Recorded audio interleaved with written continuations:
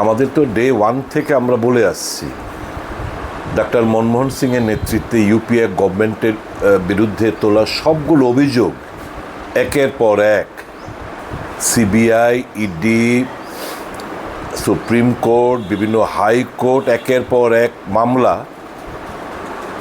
খারিজ করে দিয়েছে এবং এরকমও বলেছেন যে it is a completely a politically motivated case to defame doctor Manmohan Singh.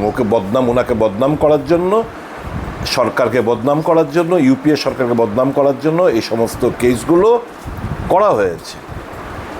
তখন সমস্ত রাজনৈতিক দল, বিজেপি, সিপিএম সহ বিভিন্ন রাজনৈতিক দল কংগ্রেসের বিরুদ্ধে দুর্নীতির অভিযোগে কালিমালিপ্ত করেছেন, ডক্টর মনমোহন সিংকে কালিমালিপ্ত করেছেন এবং মানুষ একটা ধারণা হয়েছিল যে কংগ্রেস মানে ভ্রষ্টাচারী সরকার।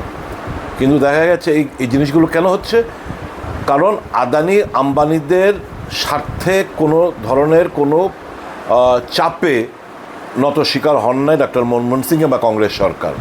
কাজে এটা একটা বিশাল বড় গেম প্ল্যান সরকারকে বদনাম করার জন্য, সরকারকে ডিসলজ করার জন্য। এরকম মিডিয়াকে পারচেস করা হলো, তারা মিডিয়ার শেয়ার হোল্ডার হলেন, ন্যাশনাল মিডিয়া, ইলেকট্রনিক্স, প্রিন্ট মিডিয়ার শেয়ার হোল্ডার হলেন। Controller and auditor general Binod রায়কে দিয়ে মিথ্যা একটা অভিযোগ আনা হয়েছিল।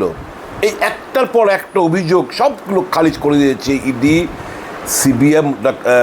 মোদি সাহেব আসার পর এই সমস্ত ঘটনার তদন্ত হয়েছে, কিন্তু at the end of the day, দিনের শেষে সুপ্রিম কোর্ট বলেছে যে এগুলো পলিটিক্যালি মোটিভেটেড, কোনো তথ্য প্রমাণ ছাড়া এই সমস্ত কেসগুলো করা হয়েছে কংগ্রেস সরকারকে, মানে জৈনক ব্যক্তিকে, তার সরকারকে লেজে গোবরে করার জন্য, বদনাম করার জন্য। এখন তো দিনের আলোর মতো পরিষ্কার মনমোহন সিং বেঁচে নেই, কিন্তু উনি মারা গেছেন এই অভিযোগের অভিযুক্ত হয়ে মারা গেছেন। কিন্তু আমরা জানতাম ওনার মতো একটা ক্লিন ইমেজের লোক, স্বচ্ছ ভাবমূর্তির লোক, যিনি এই বর্তমান ভারতবর্ষকে অর্থনৈতিক দিক দিয়ে এমন একটা জায়গায় নিয়ে গেছেন, সারা বিশ্ব নেতারা মানে তাক লাগিয়ে দিয়েছিলেন উনি, যে রিসেশন পিরিয়ডের মধ্যে কীভাবে একের পর এক জনকল্যাণমুখী যে সিদ্ধান্তগুলো, কর্মসূচিগুলো বাস্তবায়ন করছে ভারত সরকার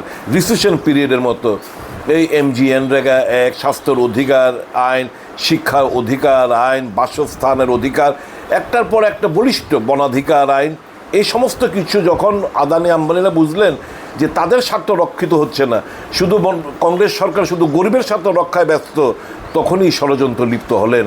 আজকে আমরা খুবই মানে স্যাটিসফাইড যে এই অভিযোগ থেকে আমরা মুক্ত পেয়েছি। এখন বিরোধী রাজনৈতিক দলগুলো যারা এই অভিযোগ উত্থাপিত করেছিলেন তাদেরকে নিঃশর্তভাবে ক্ষমা চাওয়া উচিত। মনমোহন সিং তো নেই, মনমোহন সিংয়ের কাছে এবং কংগ্রেস দলের কাছে। এখন আমরা যে অভিযোগগুলো করছি ব্ল্যাক অ্যান্ড হোয়াইট, কংগ্রেস দল একের পর এক অভিযোগ কোথায়? জেপিসি, জয়েন্ট পার্লামেন্টারি কমিটি দেয়নি, আমাদের সময় জয়েন্ট পার্লামেন্টারি, বিরোধীরা দাবি করেছে সিবিআই, মনমোহন সিং সিবিআইকে দিলেন। Supreme court monitor CBI, doctor Manmohan Singh বলে আমি রাজি আছি। একটা যারা বিরোধীরা যা চেয়েছে সমস্ত কিছু তদন্ত, কারণ আমরা জানতাম যে আমাদের স্লেট ক্লিয়ার, আমরা কোনো কারচুপি করিনি। এই কয়লা বলুন, 2G 3G, Commonwealth, Suresh Kalmadi, Commonwealth Games বেকসুর খালাস, কয়লাকাণ্ড বেকসুর খালাস, 2G 3G সুপ্রিম কোর্ট বেকসুর খালাস, সিবিআই কোনো তথ্য প্রমাণ নেই। তো এই তো কংগ্রেসকে বদনাম করার জন্য, মোদিকে ক্ষমতা বসানোর জন্য এই কর্পোরেট জগতে চক্রান্ত করেছেন এবং তার সাথে সায় দিয়েছেন বিভিন্ন রাজনৈতিক দল।